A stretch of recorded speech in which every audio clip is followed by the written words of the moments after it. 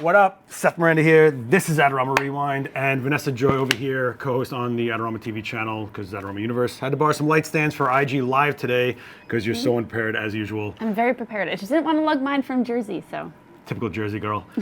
So if you guys aren't familiar with the channel, we have plenty of hosts like Vanessa. We have Daniel Norton, Mark Wallace, Gavin Hoey, David Bergman. The list goes on and on with topics covering everything from marketing to off-camera flash, studio photography. Ask questions to David Bergman directly. He'll answer them. Gavin Hoey doing big things in a little space with his imagination and minimal gear, actually. He's great. Yeah, he's amazing. Yeah. So if you haven't checked out the rest of the channel, please go check that out. But Adorama's really connected, so I'm pretty psyched you're here. We're going to see how this goes. Watch the comments go like, bring her every time. Get rid of Seth and just bring her. Well, now they have like a girl here. My views will shoot up, right? So let's find out. Yeah.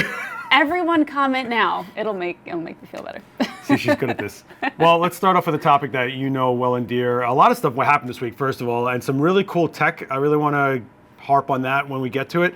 But a photographer has booked weddings and have failed to show up. Apparently 2 weddings so far. They took a deposit in Wisconsin and they just didn't show up and they can't reach a photographer for a refund. This sounds ridiculous to me. Honestly, at this point, I'm sick of hearing about it. Oh, really? Over and over, photographers don't show up. They don't deliver images. This one's going out of business, that one. And ultimately, I think it goes down to 2 things. Either people are unprepared for what it takes to actually be a real photographer. They think they can and then get overwhelmed.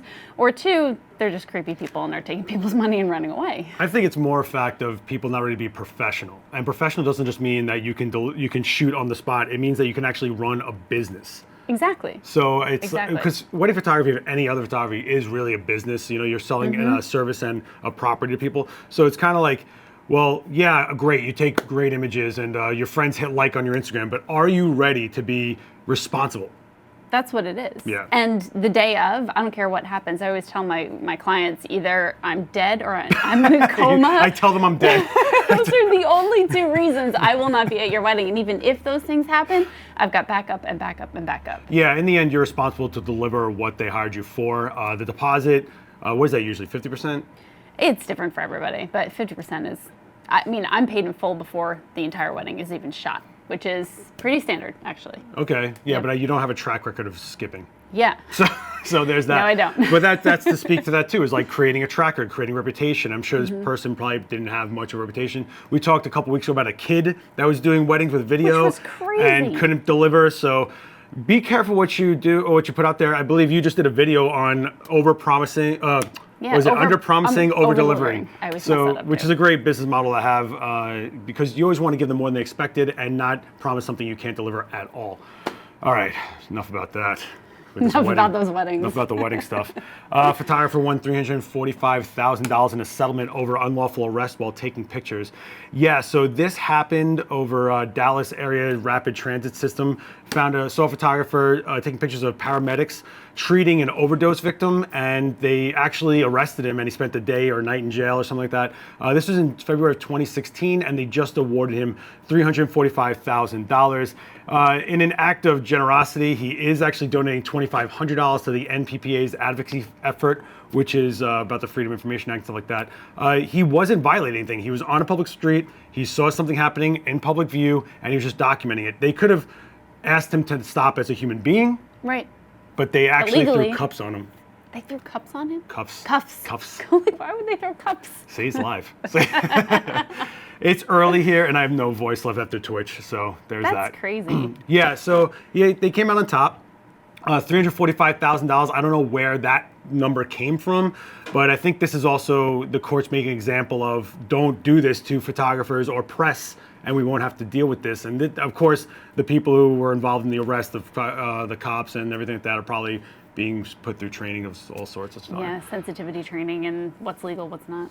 Yeah, so, know your rights as a photographer, understand your limits, and also play nice with the authorities out there, because you might see them again at another shot, and they'll be like, all right, well, just take a few and get out of here, so like that. So it's another thing about relationships, especially if you're of a community.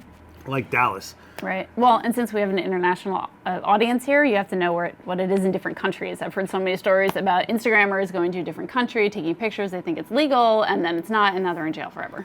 It's actually true, especially the drone pilots in Iran that Yes. just happened. Yep. But that, I think everyone in the comments is like, yo, this is like common sense. Like, obviously you're not flying a drone in Iran, but hey, Apparently not. yeah, don't ever think that like, hey, we can get away with this, or hey, what could they really do? They really could do something. Even if you are to go through a lawsuit, this took over 3 years basically to get settled, and who knows what it took out of that photographer's life, how many jobs they had to like skip to go do all the legalities of it. So just watch yourself. All right.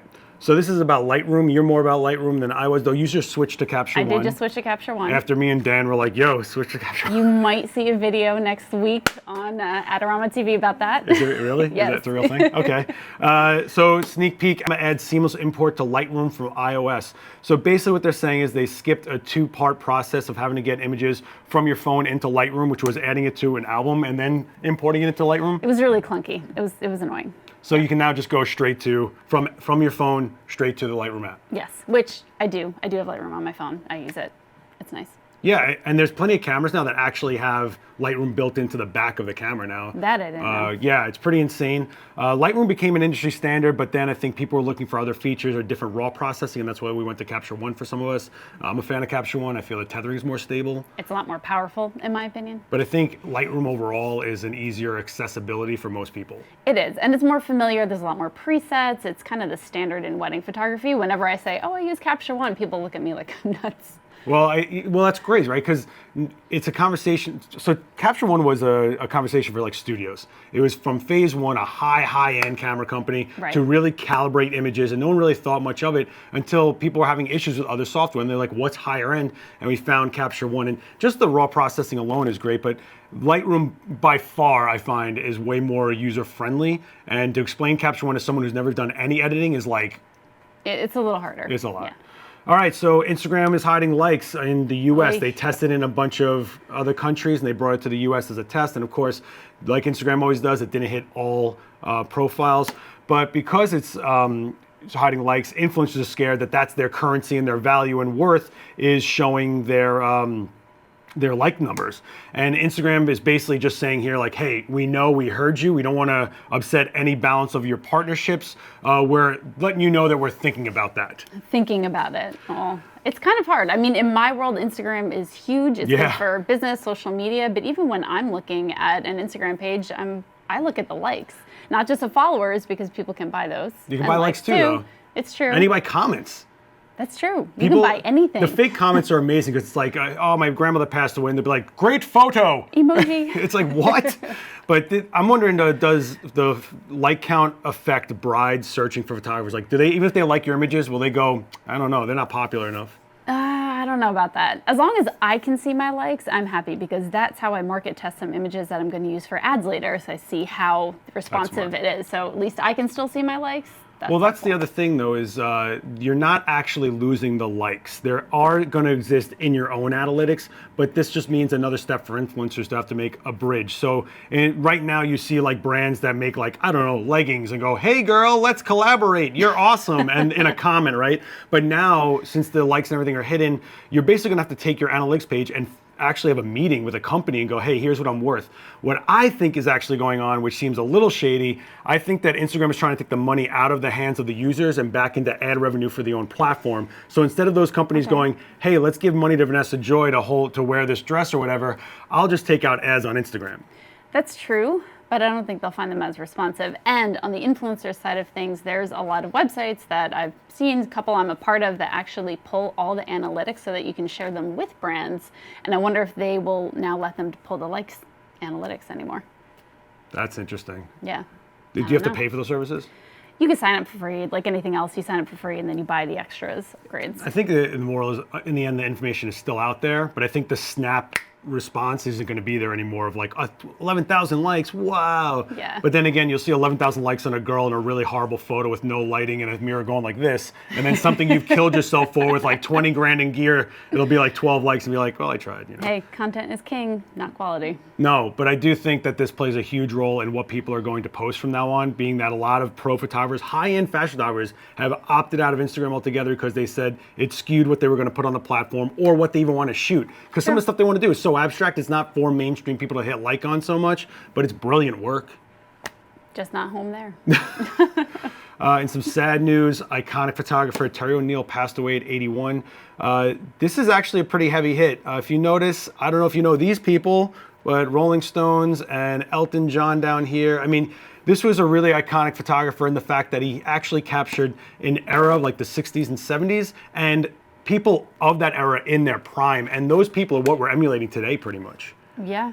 I mean, when I heard this story, I was thinking, who is today, 50, 100 years from now, whatever it is, are we going to look back and say that was the iconic photographer of today? Because there's some really key ones, and we've lost so many this year. We did lose a lot, and we actually asked that question on the Peter Lindbergh episode when he sadly passed away. It's like, who do you think is iconic right now that we'll be talking about like this in the future? And a lot of people brought up photographers that I was actually surprised about because a lot of the work, while it's very popular on YouTube and Instagram, I didn't find it to be actual photography. It just seemed like really highly edited and stuff. This is pure film. Yeah, there was airbrushing and stuff back then, but these were moments, These are like, look, Elton John isn't even sharp, but it's pretty awesome to look at this image. Look at the size of what's happening in this scene. And this, nothing special here. This is exactly what you see on Instagram if it was like a fashion blog, but it's just who they are that makes it special.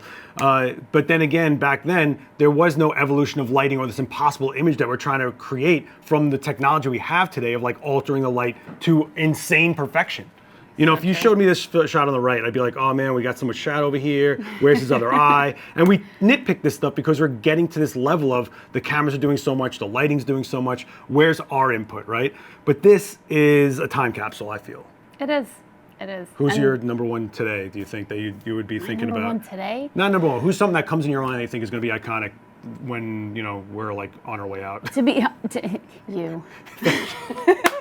I will never die. They'll just embalm me. I'll be like, this is what Rewind will be in 20 years. 20 years? Oh, that's that's not good. That's pretty sooner than I thought. Less grim. Oh no, no, totally this is pretty grim. This is pretty grim. You gotta learn to read these things. See, I learned this a while ago. In more death news, which is sad, a photographer was trampled to death after a herd of elephants ran them over. If you look here, it's actually part of a large death count of elephants tramplings that's been going on in Bengal.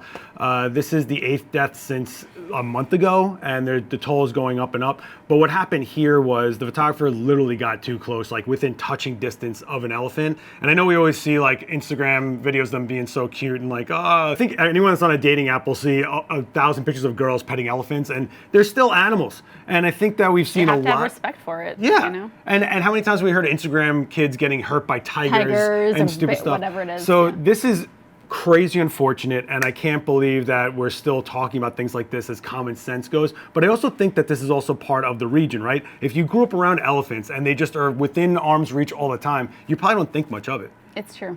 Yeah. And accidents like this happen kind of regardless of whether it's a photographer or not.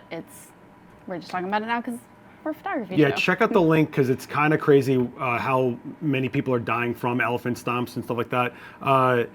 I think this is just common sense, right? And I think that we're seeing people trying to get more and more to an extreme to get an image that's worth looking at, which is what has happened from the pressure of raising the bar and everyone self-publishing, right? Yeah, on Instagram for likes. On Instagram for likes. Let's get out of the grim. A court dismisses Apple's attempt to invalidate Red's RAW patent. Yeah, this actually is a thing. We talked about this a few rewinds ago. Basically what Apple was saying was they can't patent the ability to make a lossless codec because it's basically common logic that they take two things and try to make them better, and it's not so much an invention or something they can patent. And the judge was like, chill. No. This was blatantly Apple trying to get out of paying royalties to Red for lossless compression in ProRes RAW with Final Cut Pro. We're on to you, Apple. But let's talk about some good Apple news. I'm actually psyched about this. This is pretty cool. Apple's new 16-inch MacBook Pro, which has kind of addressed almost every issue the previous MacBook has had. We've had issues with these generations of MacBooks, but 16-inch display, which you think is kind of an oddball size. It is an oddball size because it was always 13, 15, 17. They're not 15, like 15.4. They're not really like. There was also a 17-inch in the G3 era. I don't know if anybody remembers that, but it was like bringing a desk around with you in your backpack. It was crazy. You can never use it on a plane. And that's why I always thick. have the 13-inch because I can put it on a plane. See, I don't know how you edit. I can't. I need some real estate. Yeah, I guess. But it's Extra pretty high monitor. powered. We're talking about 6 and 8 core processors, an 89 Radeon Pro 5000M graphics series, and there's also a 5500 version, which is 80% more power in video and graphics, which is great for editing, especially 4K. We're going to 6K. I mean, we need this kind of stuff. We do. I also need ports. How many ports? That I didn't see on the specs. The ports, unfortunately, are still USB-C and one audio jack. Yeah. Which is kind of weird because They keep the audio jack. Yeah. They keep on trying to push us away from corded headphone stuff, but you actually need corded to reduce lag for and have bitrate up for audio editing. So I get that. The 8 terabytes of storage, which is enormous, but that's on the toppest end, obviously. 64 gigabytes of RAM, which is huge, and of course the new Magic keyboard just means it doesn't break, because the last one was a butterfly configuration. The travel caused it to break too much. I mean, I think they're just really designing these things to be video capable and high-end video capable. Back with, the different models that they had, some people use them for just a desktop, some people for photo, and very few people would edit video on laptop. Now it's different. Now it's different. You have to have powerful MacBook Pros. For and most laptops people, to be this mobile. is their main computer. Yeah. Right. Especially with all the people who are doing travel vlogs and things like that. You Well, can't you do wait to same go day home. edits. Exactly. I do same day edits. Well, even video does same day edits, and you have to have something really powerful. So I'm happy to see this kind of stuff having a little bit more meat behind it. Yeah, for sure. And if you ever needed a desktop, all you gotta do is put this on a desktop and then plug an HDMI to a monitor, and you're good to go. Well, you have to have the port to the HDMI, which creates the lag. dongle. I have 2 dongles. They always fail. Apple just She has put the 2 HDMI dongles. But one thing I'm really excited about this is the battery life. So they're saying up to 11 hours if you're not doing hardcore editing, if you're just running it. 11 hours on something this powerful. That's a flight to New Zealand. That's how you gauge things. It's absolutely how I gauge things. All right, let's take it back to some analog. Fujifilm Neopan Acros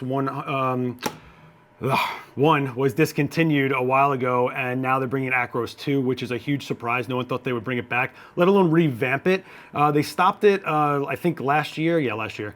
And what they're basically saying is Acros, which is a black and white film, will have a little bit more higher contrast to it, which I think is pretty great. Gradation to highlights, which is really where you don't want to lose stuff, is in like the blown out highlights, because that's where your eye goes mostly. Acros, beautiful. Acros is a beautiful preset inside of the Fuji cameras themselves, the film simulation, as to say. Have you ever shot any Acros? I've never shot. The only Fuji I always did was color, and then all my black and white was like Tri-X. Tri-X. Yeah. Tri-X is like the GM. Yeah. You could develop that stuff in chicken soup. It was like that great. I T-Max. have some I need to develop, Well, actually. is that your favorite film of all time?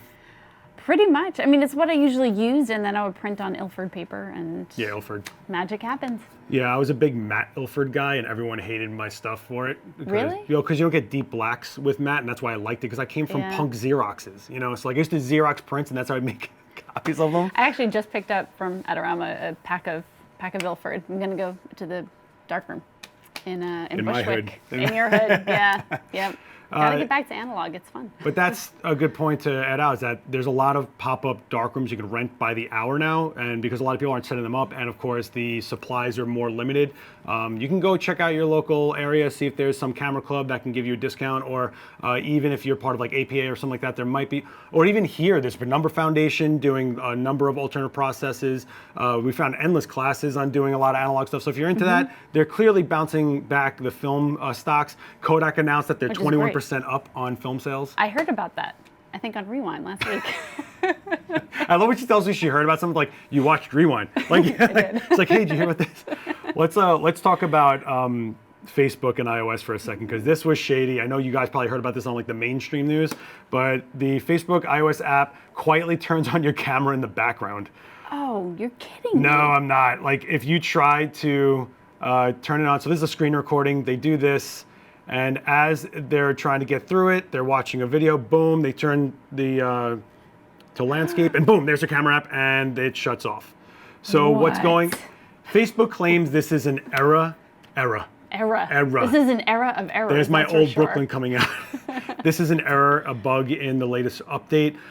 We have heard of privacy issues with Facebook before, plenty of them. Man, I'm going to start taping my phone and like the little thing, you know. Yeah, how many of you actually put tape I would love over to know how many people here do that. on there? I know I do it on my laptop because there's definitely people that hack into laptops, especially in the era of chat roulette, if you guys remember that. Oh, yeah. Yeah, this is kind of crazy because you have to realize those apps are basically asking permission to every part of your phone, which is every piece of hardware, from the processor to the camera, including your microphone, right? And people think that there's... I mean, you give it permission because you want to do one thing on that app, and then now they're just apparently using it whenever they feel like it. Well, you have to also think... at least can, whether they're doing it on purpose or not. Well, you also think when they ask permission to access all your photos. Right.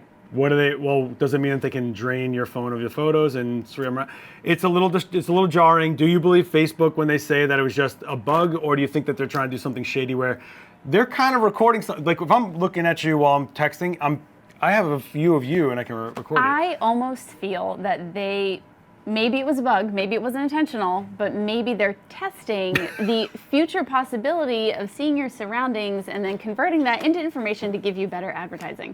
That's what I think they're to do with their microphone. I love how you spin everything into marketing. Well, it's a business. It is a business, and data mining is super. It's amazing how we went from mining coal and salt to now we're mining data, ones and zeros. Yeah. I don't know. I try not to be a conspiracy theorist, but we do give a lot of ourselves up for the technology that we have today, 100%. Mm-hmm. I understand the people that try to stay off the grid. I really do. Let's talk about some positives in technology. So an algorithm that was designed by an oceanographer and engineer actually removes underwater, I don't know how to, distortion. So this is an underwater photo. You're gonna see a lot of light refracting, a lot of light splitting and turning into like different wavelengths to create this. It's not just like a gel, right? This is it corrected. What? So this is not Photoshop. What it's actually doing is modifying the pixels algorithmically to receive a different wavelength of light to correct itself. So it's not like Photoshop going, pump in more yellows and reds or whatever. Actually, they probably pump in more reds because it's cyan. It's the algorithm itself. Yeah. That's pretty insane. Yeah, so I mean, look at this color card. Here's where it was, here's where it is, and this is actual color as opposed to messing around and altered with Photoshop, which is pretty cool. If you check out any of this, you can actually see how it genuinely works, which is pretty interesting if you're a super nerd. I mean, here's some math for you guys if you like that stuff. I don't. But yeah, I mean, it was all over the place. I had to talk about it. I think it's pretty cool. As much as I like hearing about astrophotography, I love underwater photography as well. I think there's parts of this earth I'll never probably see, and it's like the only way I get to see it, and why not see it correctly? Yeah, clearly. What if you have to shoot an underwater wedding? You gonna do that? No. You're never gonna shoot an underwater wedding? I don't like the cold. That's true. She measures the weather based on if she can wear flip-flops. It's true. It's like, am I going outside today? Which I don't can't know. today. It's very cold here in New York. Let's get into some gear news again. So Tokina has announced a 100mm f2.8 macro lens for Canon EF and Nikon F mount, which is DSLR, not mirrorless. So this is the traditional mount. And we're looking at a price point about $430, which is actually about half the price of Canon or Nikon's version of that. Seems like a pretty good way to get started in macro if you're looking for a lens that's not a lot of money. F2.8, pretty wide. Yeah, but I mean, if you're shooting macro, you're usually shooting a lot higher aperture than that. Because macro is usually very, very shallow depth of field. It's hyper sharp. There's also a long throw on the focus to make it really pinpointed. There's a lot of features to a macro lens, which is why I like them for portraits, actually. We use the 150 macro from Eric's a lot, me and Daniel. I love my 105 2.8 from Nikon. And I love my 100 2.8 from Canon. Yeah. I use it for one shot, though, the ring shot at the weddings. I use it for just That's it. That's the only detail. That's the only detail in weddings that's worth the macro. That close. What about the shoes? No, 50. Oh, look at that. Yeah. I was unaware. I don't shoot weddings. You have to shoot shoes more often. I shot like 2 weddings in my life, and one was to trade for my chest piece. What was the other one? I don't want to talk about it. But in some more lens news, Canon has thrown down a patent on some pretty wild lenses. Let's take a look at this. A 16 1.4, 18 1.2, 24 1.2, but an 18 1.0 flat. Remember, these are just patents. This does not mean that they're ever going to come to fruition. This means that they're protecting their design. Will they ever put this out? I don't know, but I can guarantee you that wider apertures are in response to it being closer to the sensor because of the mirrorless R system. True. What do you think about this, being a Canon lady? I mean, looking at the 24mm 1.2 when there's already a 1.4, I don't know that I would jump to that. I like the idea of a 1.0 lens. I don't know if you know, Canon used to have that 50mm 1.0 lens. You can't get it anymore. You have to like find it used, it's pretty nice. It was made in 1995, I believe, and a lot of wedding photographers sought that out. Also, you have to be used to shooting that shallow. If you're gonna use a lens that way. I mean, I have a 1.2 50. I almost never use it at 1.2. So what about not so close, but capturing a scene in low light? Does it really help you out? I mean, you work in low light a lot. I do work in low light a lot, but still I'm not going to go that low because regardless if it's low light, I'm that low on my aperture. They want it blown up to the size of their 12x12 album. It's going to look fuzzy. I hate fuzzy. And a lot of people are about to comment, but you actually stop in twice to make it sharper. Actually, because of mirrorless being closer to the sensor and not having to worry about the refraction to the mirror and that whole mirror box, it's actually pretty sharp as is. Like the whole one of the nice benefits of mirrorless. Yeah, not having to stop in, which is pretty cool. So that lens you bought can be that fast, fast being a slang term, whatever. Well, that's, it is. It's not, the reason they call it a fast lens is because if you can open up that much wider, you can speed up your shutter speed just that much, blah, blah, blah, blah, blah. We could talk nerd stuff forever. We'll do that later. If you want to talk, actually, if you guys want to see a good lens video, Daniel just dropped one about compression in a lens and getting everything in frame, so check that out on his on-set playlist. Okay, so a lot of rumors went around, a lot of people talking a lot of junk about Olympus shutting their doors. They're saying, no, we're totally going forward and we're not shutting our doors. Of course, you'd expect them to say this. They're basically saying we're beginning in earnest to transform Olympus into a more powerful and agile company for sustainable growth. What you guys have to realize is the cameras aren't their whole business. No, any of those camera companies, Canon, Nikon, they all have so many different things. They're imaging companies. Imaging. Olympus has been around for one whole century. This is actually their 100th anniversary year. So that would be very sad, actually, if they closed on their 100th anniversary year. I don't think that they're going to go away. I think they're going to have to adjust a lot of things. I know a lot of people aren't adapting to Micro Four Thirds so much anymore because there's the benefit of Micro Four Thirds was to make a camera that's smaller. But if you look at the APS-C cameras, they're just same size, bigger sensor. Even some like full frame cameras are the size of Micro Four Thirds now. Right. They just have to rethink what they're doing. They've done a lot with that sensor though. Also, the benefits of Micro Four Thirds, less information to process, so they could do crazier things like 1 billion frames per second and stuff like that. One of the coolest functions, features I should say, of Olympus that I found was the live comp mode. Have you ever heard about this? I haven't. Live comp mode is basically doing shutter drags, but it only records new light. So you take a picture in a space, it records that. Then when it sees like a flashlight, it only records the light that it sees for the first time in the second exposure, puts them together, so it makes light painting, streaks, ghosting that much easier. Yeah, that's really cool, actually. It's really cool. That's a really cool feature. There's a lot of features in Olympuses that totally... Olympus cameras. Yeah, there's a lot of features in Olympus cameras that are amazing, and one of the things that I love about Olympus was they've always had premium quality glass. They actually were one of the leaders in optics for medical purposes years ago, and that's how I started buying their film cameras. So just do your research on what else they make, because they might get absorbed, they might not be Olympus cameras or whatever, but I guarantee you that they're not going away. I mean, that's my opinion, I can't speak, but... Well, they said they're not going away, so... Yeah. But let's talk about lenses one more time, maybe two more times, I don't know. But some Sony lenses have a defect and you're gonna have to send in for repair. So the 16-35 f2.8 GM lenses are causing cameras to malfunction, not recognizing the lens. So basically what's happening is not accepting operation when the lens is attached, so it's not recognizing it, and the camera does not display properly when this lens is attached. Be wary of your serial numbers. So if you have anything between these two, 1800 502 and 182 192, anywhere in between those ranges, you probably have a lens that's been affected, and get in touch with Sony. I will put the link below so that you can find out how to send this lens in for repair. We actually had one here. Did you really? That's the most horrible feeling when you stick your lens on and it's just error. Like, no. Well, it's like a $2,000 lens. Everything's broken. Oh my God, I can't shoot this wedding. Yeah, it's sometimes I mean, they're manufactured. It's just what it is. They make them in mass quantities. Things happen. Leica lenses, which are handmade, usually never have anything wrong with them because there's 2 women in all of the world that make this one Leica lens. Are you serious? Yeah, they make the top half and the bottom half, and they come together and they join. No, but that's a lot of pressure because you're like, this is wrong. You know what 2 women to like literally call. And it's $6,000. You know, it's like thousands of dollars these lenses, but that's what happens. Mass production, there's always gonna be fallibility. Sometimes a lot of it is actually firmware, believe it or not. It's just something that like messed up, or they had a chip that they bought off the supply line, and that one chip had some weaker copper. It's all sorts of stuff. Don't freak out. Just hit the link. But to some elevated Sony news, if you have the RX10-4, you get iAnimal autofocus. Yay, finally. If you were like, Sophie, sit still, I'm trying to shoot you, my cat, oh, she's so pretty, I need 1,000 likes on Instagram so no one can see my likes anymore. You now have autofocus. Well, now your cat's Instagram will be that much sharper. It's amazing how popular cats' Instagrams are. It really is. Every time I look at you're looking at bunnies and otters. Yeah, it happens. So, I like bunnies. Lately, llamas, baby llamas. Yeah, you've been Very sending me cute. some llamas. Yep. And alpacas. Alpacas, yes, no, that's what it was. It wasn't a llama, it was an Tamara alpaca. Lackey has a series on our channel from a while ago where she shot alpacas and they're adorable. Alpacas are popular for weddings. People bring them to weddings just to photograph them, and llamas and miniature horses. Not bunnies yet. I should do bunnies. Oh, man. And now, if I had somebody who would focus on their eyes.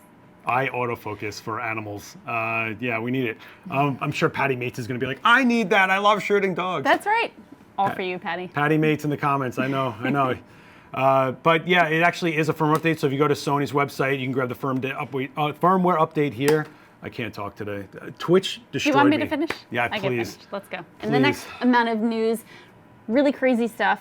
Oh, this is crazy stuff. FedEx guy throws a $1,500 Canon lens instead of walking 10 feet. Yeah, you actually Who have to does that? I saw this. This is hysterical. This is bananas. So yeah, I'm just going to play this like way faster so that we can see what's going on here. Unmarked truck shows up. This guy walks up. Look at this. He's like, shorts, no tags, boom. But here's the best part. Because nobody was home, he had to go back and scan the thing to get the signature. This is from a Nest Cam. So this guy, the other guy actually has a FedEx shirt on him, and they're putting the tag on. Look, they picked up. Look how much care they're giving this box, but they couldn't give. Look at all this all this stuff, but they could not be bothered because they realized that the lens couldn't be left there. They had to leave a tag. That is awful. Did the lens break? I probably not. I mean, they're packed pretty well, and Canon lenses are built like a tank. But they are built like a tank. Either way, your Nest Cam captures this, and you talk to FedEx and go, "Hey, this is what was in the box. You got a case." Well, you do. I mean, I ship so much stuff. I ship my clients' albums a lot of the times, and I'm always freaking out, and I'm writing fragile all over the entire thing, and I know darn well that they're just kind of chucking it in. See, you know what I get nervous about? Well, I don't know if it's a thing anymore, but like buying film via mail, like getting it, if it gets X-rayed. X-rayed, sits in the heat, That's true. moisture, humidity, who knows what could go on with that. And I definitely actually received film back in the day that had like condensation on the inside of the canister. I was like, what am I going to do with this? Yeah. So Nothing. Something creative. Yeah. So I'm going to leave you guys there with the news, but keep in mind, Adorama is starting to roll out all their Black Friday deals. So I wanted to pull this up. Black Friday deals are starting now. So a lot of bundles, a lot of deals on a lot of stuff. And there's crazier ones coming. I'm seeing the doorbusters being solidified here, and they're just bananas. So check out the link below and check it daily because it's changing nonstop. I'll tell you firsthand, the gaming Black Friday stuff, which I'm announcing this Sunday on Twitch, next level. Really bonkers stuff.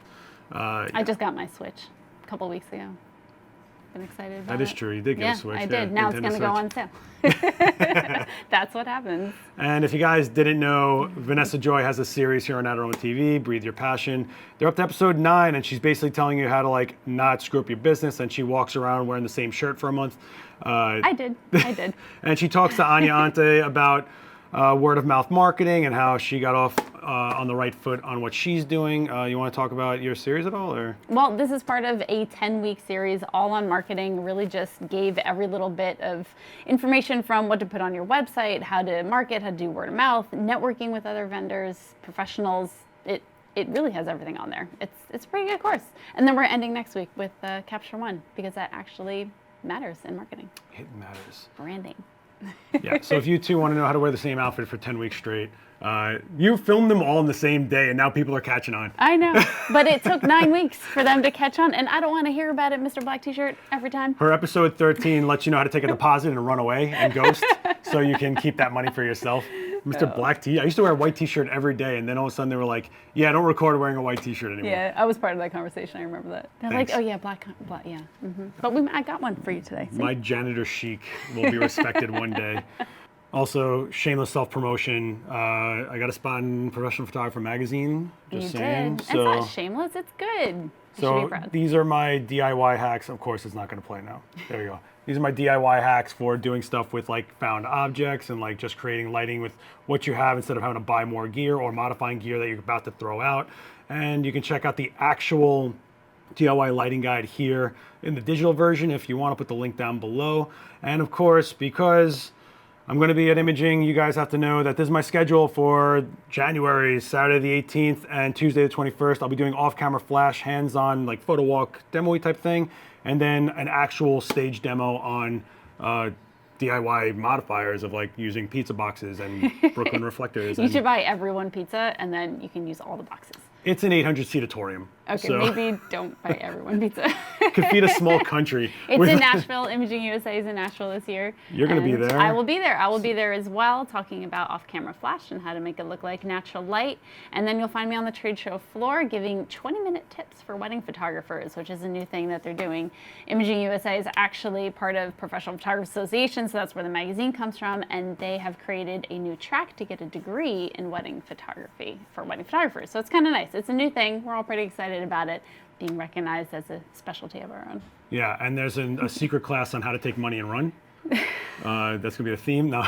But these are what trade shows are about. It's not really about going to the trade show floor and just like seeing cameras that they've talked about 1,000 times on blogs. It's about meeting professionals, learning firsthand, getting your questions answered face to face. You know, take advantage of that stuff. We live in a world of like non-communication just based on typing and slamming on a keyboard. Like most of you guys are going to kill me in the comments today. Go to the trade shows. A lot of them are free, first of all. A lot of them are free. At least the trade show floor, I don't know. Yeah, the classes are usually extra, but even on the trade show floor, we do booth talks all the time. I mean, Photo Plus, we were all over the place. All over. And the trade show floor, honestly, it's one of my favorite places. That's where you run into everyone that Yeah. you know. That's where you get to see all the people that you haven't seen all year. It's fun. And you get to see the evolution of people that you've seen for years. So photo doesn't have to be a solitary, like mind-messing, skull-crushing endeavor for you. It can be communal. So positive. Well, you know, I just think that people look at photo like it's so like you're on your own and figure it out, and it's very cutthroat usually, like with the competition. It's true. You feel like you're on an island, but there's a lot of us on that island with you. And there's enough work, and there's plenty of, and with the way the industry is changing, it's better to have insight from a lot of different angles than to go like, I don't know, everyone just shoots it on their phone. Like, breathe. There's a lot of people out there dealing with the same issues, and just see what their solutions are to it. Cool. All right, cool. Okay, so that's going to do it for the news for this week, and I'm going to leave you guys with a question of the week as always. We could do bunnies or otters, but I want to know, have you ever gone and said yes to a job you didn't think you could pull off and were trying to get out of it? I want to know if you guys had escape stories. Did you try to fake sick? Did you change your number, which I know photographers have done that. Also, it's really easy to track people down nowadays. I mean, It is. You can't. You can't escape that much anymore. You could previously, but now forget it. Yeah. So if you guys ever said yes to a job and were like, and tried to hit the escape button, let me know about that down below. And if you didn't, let me know if you like bunnies or otters more. I don't think anyone's going to admit to escaping a job. Yeah, of course. Are you kidding me?